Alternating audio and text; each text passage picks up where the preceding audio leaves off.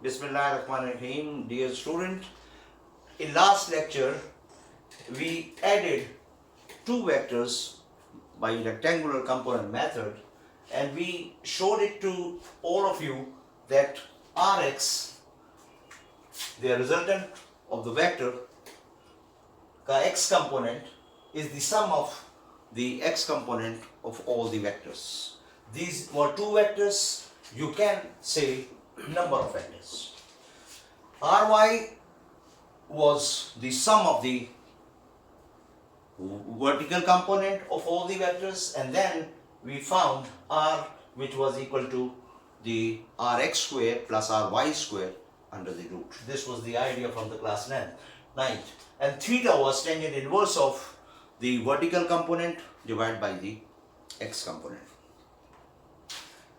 This was the ending of the last lecture. You can check it out.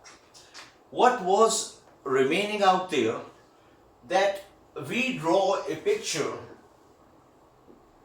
in which A was there, B was there, and R was there.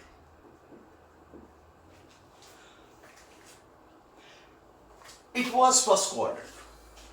But never believe that every times your resultant vector will be in the first quadrant.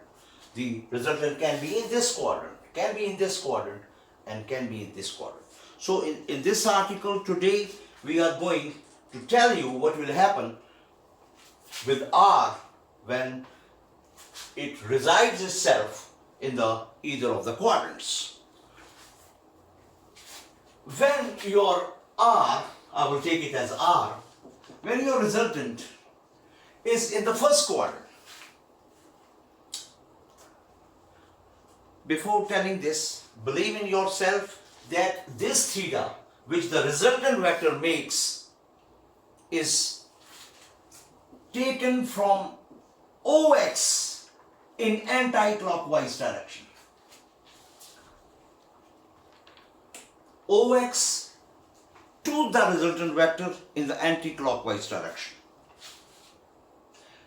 If I do not call it theta, if I call it phi, then if my resultant has a theta angle, then I will say this phi is the same as theta because they are the same angle.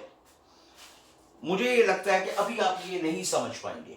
And when I will move towards the second quadrant, then you will be better understanding this phi and theta. Always bear in your mind your angle is theta. And if this angle is phi, then theta and phi are the same because these two angles are the same. In the second quadrant, you will differentiate them. So in the first quadrant,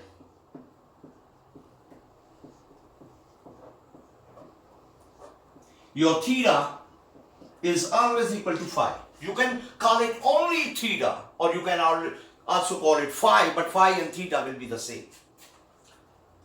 What will happen when this resultant will be residing in the second quadrant? And if you say, okay, this is theta, this is the angle, phi, this is not true. You will always take this angle made by this R from OX in the anti-clockwise direction. This one. This is your theta, not this phi. Phi is an angle which makes with either axis OX or OX dash. So in the second quadrant,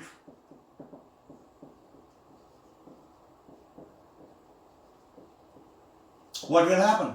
If your resultant is residing in the second quadrant, then what will be your theta?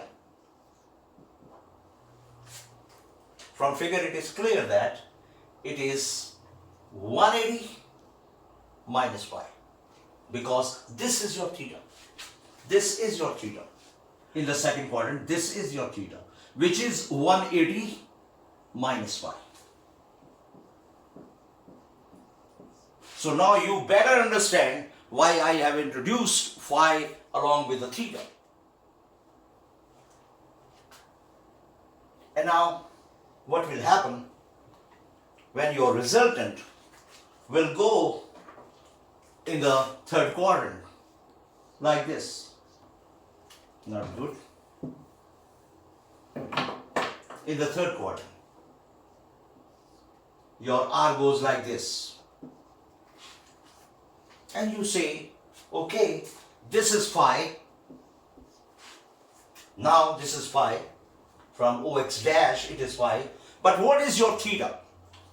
What is your theta? You will say, okay, the basic idea is that from OX dash we will move anti-clockwise direction to reach here. And now what your mathematics says about this? What is this angle? This is theta now. And what is theta? In the third quadrant, what will be your theta? Very simple. This is your phi. This is your 180. So this angle theta will be 180 plus phi. That's all. And now I hope that you are in a position to find the theta in the fourth quadrant. You can do it, but I will going to do it. This is your R, and this phi is taken along the x-axis. You will say this is phi. The angle is never taken from y-axis. Phi, and in this quadrant phi, and in this quadrant phi, and in this quadrant phi, OX or OX dash. This is your phi. But what is your original angle of the vector? You will say, okay, from OX dash in the anti-clock till here. And there comes a $1 million question. What is this? What is this theta all about? You will say, okay, take very much care, fourth quadrant. What will be that? What will be theta? You will say, okay, I will take the whole turn. I will take the whole turn. Because I do not know what is this. I will take the whole turn. And everybody knows it is 360. Because the whole turns of the quadrant is 360 degree. Minus this angle, which is the phi. So this is the methodology through which you will find theta. What is theta in the first? It is phi, because phi and theta are the same. In the second quadrant, this is phi, so theta is this 180 minus phi. And in the third quadrant, your R is there. So what will be your theta? This is your phi. This is your phi. So what will be this? 180 plus phi. And in the last quadrant, it is 360 minus phi. So in this way, you will find the angles. Here is the end of this article. And now, from the book KPK, there are two examples before, but I am not interested. I will request you to solve these examples by yourself, and in this example written here, I will try to help you out. What is that? You have to find the angle. Find the angle. You have to find the angle between two forces of equal magnitude. Two forces, equal magnitudes. Such that the resultant must have the same magnitude of this. Such that the magnitude of the resultant is always equal, is also equal to the magnitude of either of the vectors. How can we do that? Before doing this, there is a slight bit of clarification, such that I have told you that the angle taken in the quadrants is taken from OX. What is that clarification? Number one, how we find the angle between the two vectors. If this vector is there, if this is a vector f1, and if this is a vector F2.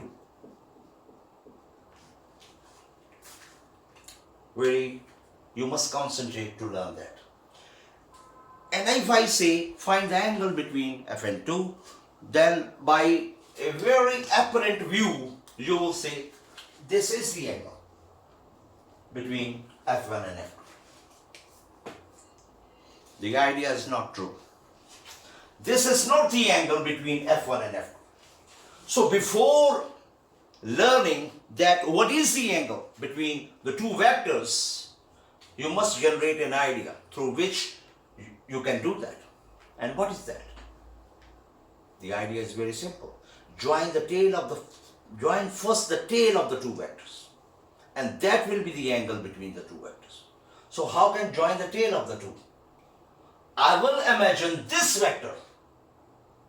I will imagine this vector here, because I can make a vector something other, move other. I will make it F2. This is not, F1. And now I will remove this, and now what will be the theta?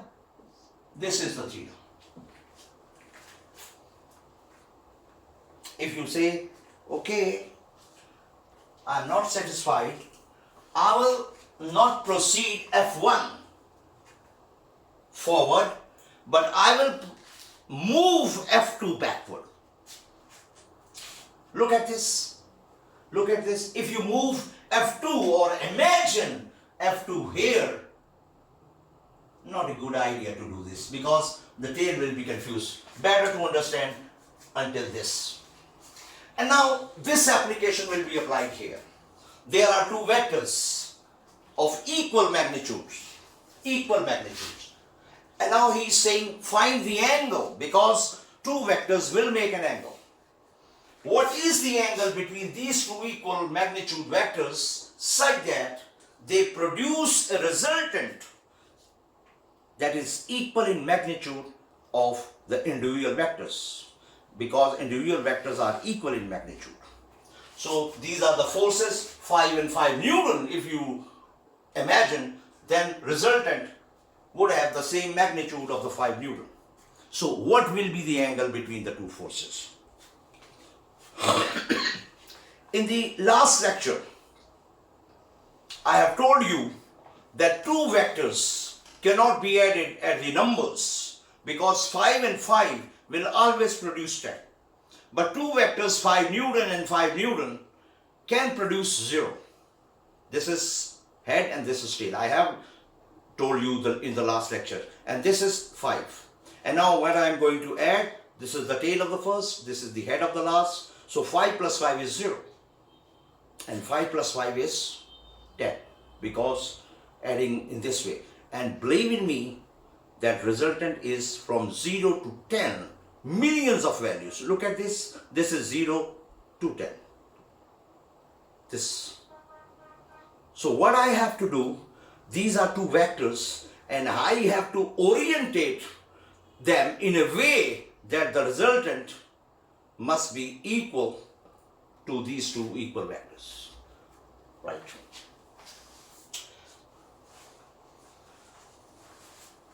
I will draw first picture here.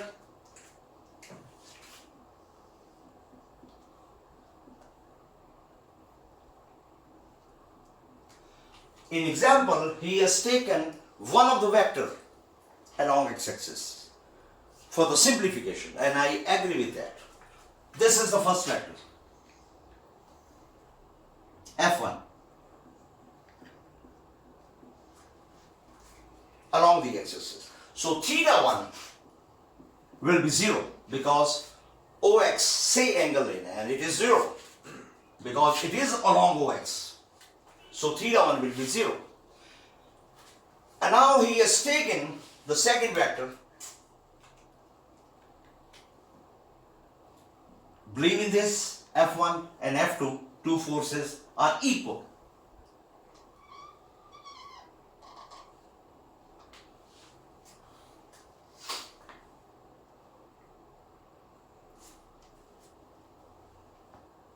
And apply the rule here.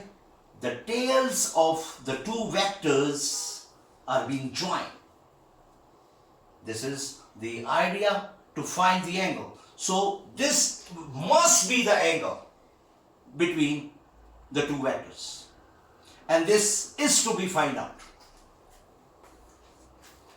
The angle, find the angle between two vectors of equal magnitude. F1, I have tried my level best कि F1 और F2 magnitude में बराबर नजर आए. If I'm wrong, please forgive me. How can we find the resultant? How can we find the resultant? We can find the resultant of two vectors by adding them with the head to tail rule. But these two vectors are not being added by head to tail rule. And there is no tail to tail rule. The tails of both are being joined. So what I must do? I must join the head of the one vector to the tail of the other. I'm not saying F1 and F2. You can join. So what I'm going to do, I'm going to take this F2 here and I am lifting this F2 and I am joining the tail of the F2 to the head of the F1. I hope I have taken parallel and equal magnitude. I'm sorry if something is wrong. This is F1. And now this is your F1. This is your F2, same magnitude, same direction, but I have shifted it, this vector here, in order to join them by head to tail rule in order to get the resultant out of them. So what will be the resultant? Everybody will say it's a joke. Join the tail of the first to the head of the last. This is your vector R, the resultant. But believe that this is theta. This is not theta. This is theta. You can ask me how you get this point that this angle is greater than 90. I will tell you at the end that it is just assumption because I know the answer first, so I have drawn it like this. And now, how can I find theta? I will first find R. And how can I find R? I can find R by finding Rx and Ry and then taking square and the sum and the square root. So what will be your Rx? What will be your Rx? Your Rx is F1x. I am taking only the magnitude, so I am neglecting the arrow, please, plus F2x. You know that the resultant, the x component of the resultant is the sum of the x component of all the vectors. And now, what F1x is there? F1 cos of theta 1. Theta 1 is 0. And F2 cos of theta 2 is theta. Theta 2 is theta. If you turn your calculator on and find the value of cos of 0, what will be that? Sine of 0 is 0 and cos of 0 is 1. So it is Rx will be F1 plus F2 cos of theta. This is a wonderful example which tells us the whole scenario of the articles if you do it in a proper way. And what will be your Ry? F1y plus F2y. What is F1y? F1 sine of theta 1 which is 0 and F2 sine of theta 2 which is theta. This is theta 2. Sine of 0 is 0. Sine of 0 is 0. So it will make this whole term as 0. 0 plus F2 sine of theta. Ry is f2 sine of theta.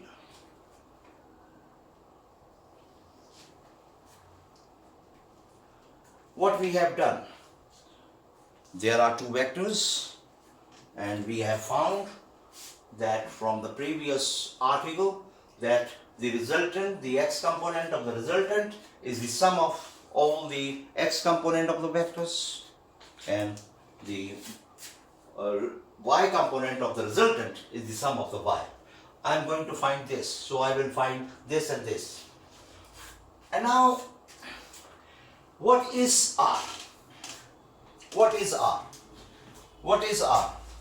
You know that R is equal to Rx square plus Ry square under the root. So if I take the square of both, then R square will be Rx square plus Ry square. That's very nice. Rx square is f1 plus f2 cos theta whole square plus Ry square is f2 sine of theta whole square. This is R square. And now open it. This is a plus b whole square. And everybody knows that it is a square plus b square plus 2 into a into b. I hope my calculations will not be wrong. And this is f2 square sine square theta. And now there comes a very good application. And what is that? Find the angle between two equal forces such that their resultant is also equal to that forces. It means that my F1, I will mark it red, my F1, which was equal to my F2, was always equal to my R. Two forces of equal magnitude such that they are resultant. So I will be confused what to choose, F1, F2 or R. So I will make all of these three equal to a force that is best to represent. And now I will apply this F to F1, F2 and R. What will happen? This is R square. This is not R square. This is F square now. So this is F square. What is this? F1 square. Sorry, F1 is F square. This is F2 square, which is again F square, cos square theta. This is 2. F1 is F, F2 is F, so this will be F square. F into F is F square, cos theta, and this is, what was that? F2. Sorry. This was F2, but now F2 and F are the same, so it is F square sine square theta. Very simple mathematics. And what do you think of this? If I move this F square from here to here, they will be subtracted. This is not the idea of the first year, but I have to tell you. F2 square sine square theta plus F square, sorry, not F2 square, cos square theta plus 2. Is it F square? Yes, F square cos of theta. F into F is F square.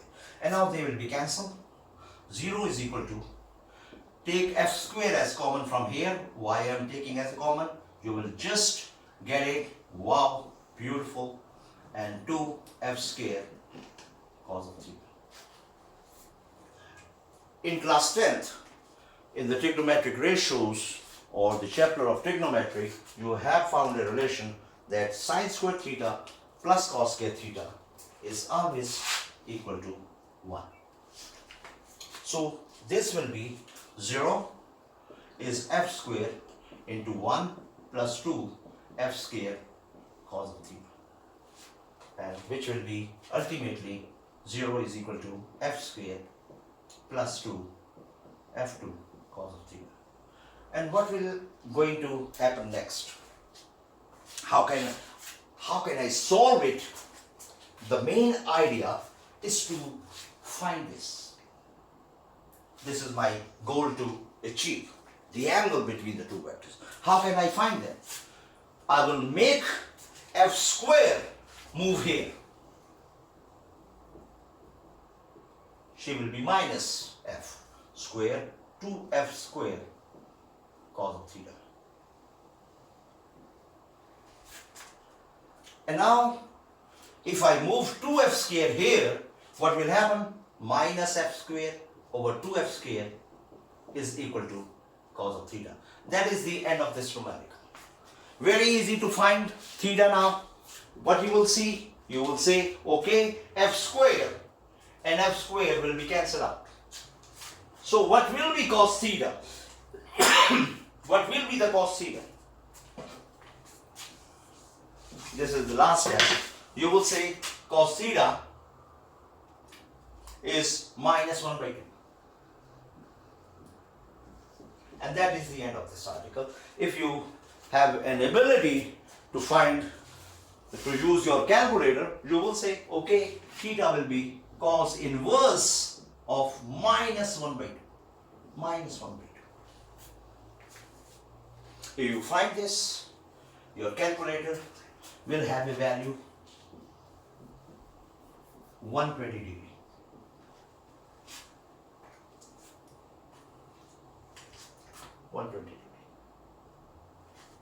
So this is the angle between this.